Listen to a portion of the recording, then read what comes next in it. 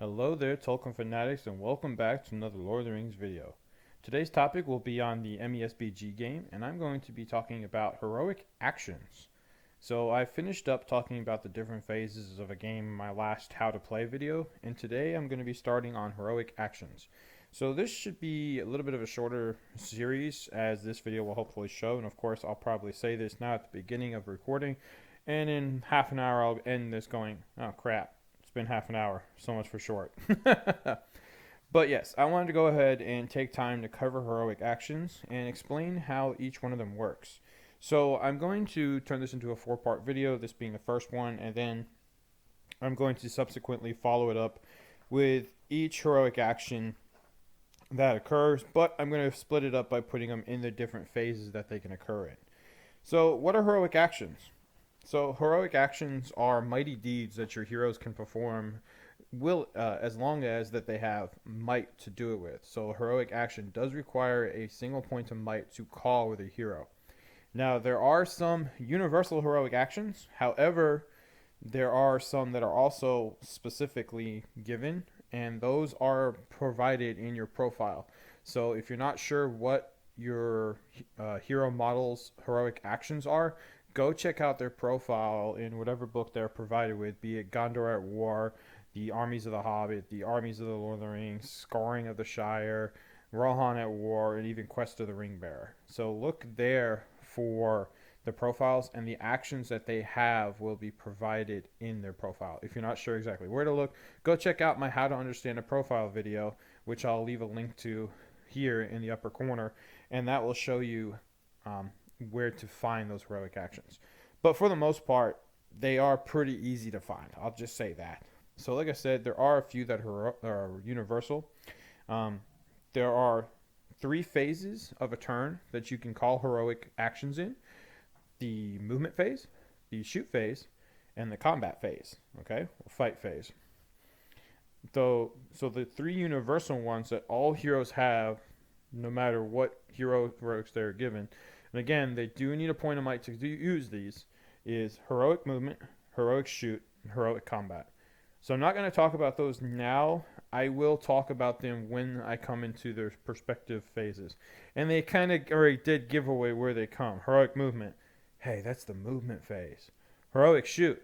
Psst, you got to use that in the shoot phase. Heroic combat. It's in the name. That's why I said combat phase earlier instead of fight phase, but it kind of seems pretty straightforward. Okay? So, the way heroic actions work is during the phases that they are eligible to be called in. So again, priority is technically a phase of the game, as is the end phase. So you can't call heroic actions in either one of those two. You would alternate starting with the non-priority player. So priority is rolled, boom, priority phase is over. Move on to the movement phase. Oh, hey, I lost priority. I want to call heroic movement, which I can do with any of my heroes that have a point of might, since it is a universal heroic action. And I want to call it with XYZ hero, okay? All right, cool. Now, does the priority player want to counter? So that's how this works. It goes back and forth. You alternate, starting with the non-priority player, and this goes until both players are satisfied. It's not a all or nothing. It's not a, hey, I'm the non-priority player and I'm going to call, heroics with X, Y, and Z and try and trick you into what I'm calling it with. Oh, I'm the priority player and I'm going to call it with X and Y. Oh, hey, look, but the heroic action that Z did could hurt me. Oh, I guess I'm in trouble. No. It specifically says in the book, the non-priority player starts, declares what hero and what action they are calling. The priority player, because you're alternating, then has the option to counter or declare one of his own. And then it would go back to the non-priority player, and he's allowed to call one. And if there's anything else, that, if he would so like to. So the non-priority. So we're going back to the non-priority. So I'm sorry. Going back to the non-priority player now for what would be the third one. If they would like to call another one, they can.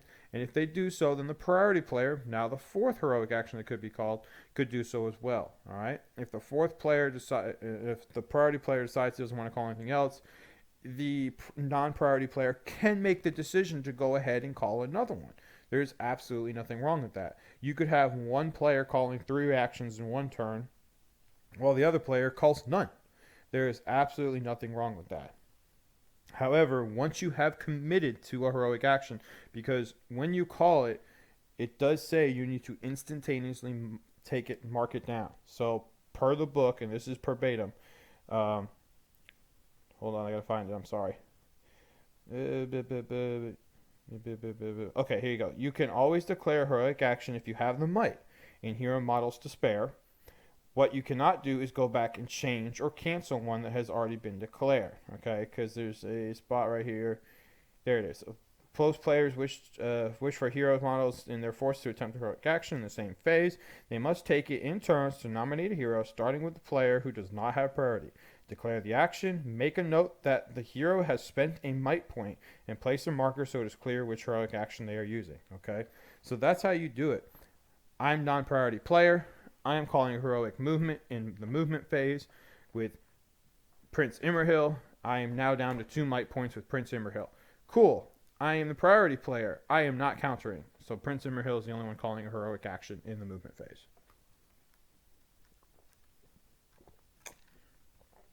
Excuse me. Gotta get a drink.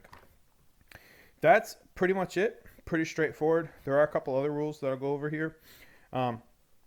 There are sometimes heroic actions that can get called that interfere with the natural order of events in a phase. So, for example, heroic combat, since I mentioned that earlier, that is one of the universal ones that can be used. Also, heroic movement. If the non-priority player, which I used in the example was Prince Immerhill, calling heroic movement, he can call that heroic movement. Now, his models, depending on the heroic action, and we'll talk about them in the future, I promise, would move following heroic action.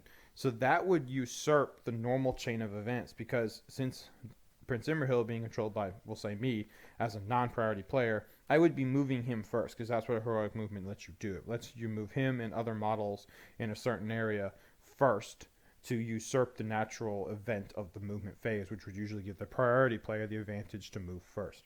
That's why you would use a heroic action, or heroic combat movement. Gosh, heroic movement, by the way. Hint, hint. So, one thing you cannot do is benefit from 2 heroic actions in a turn.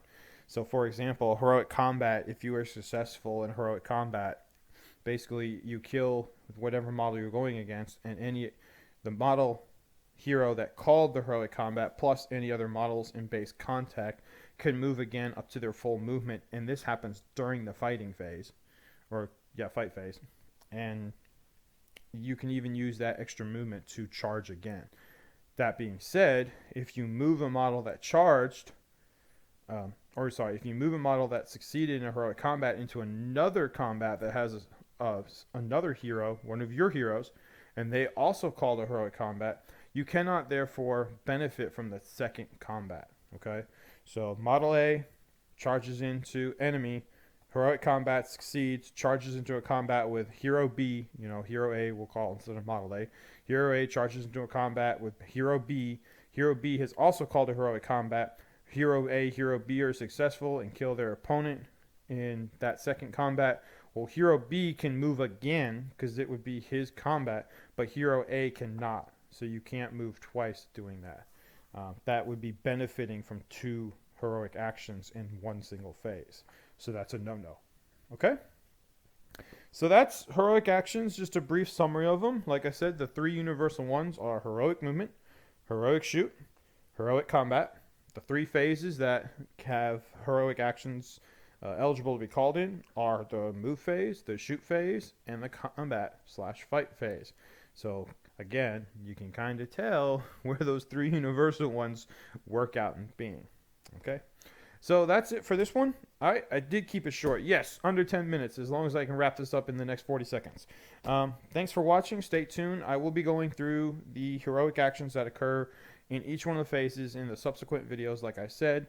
And I will obviously start with the movement phase, because that's going to be the easiest one to go through. And I'll probably just move straight through to movement, shooting, and then fight phase.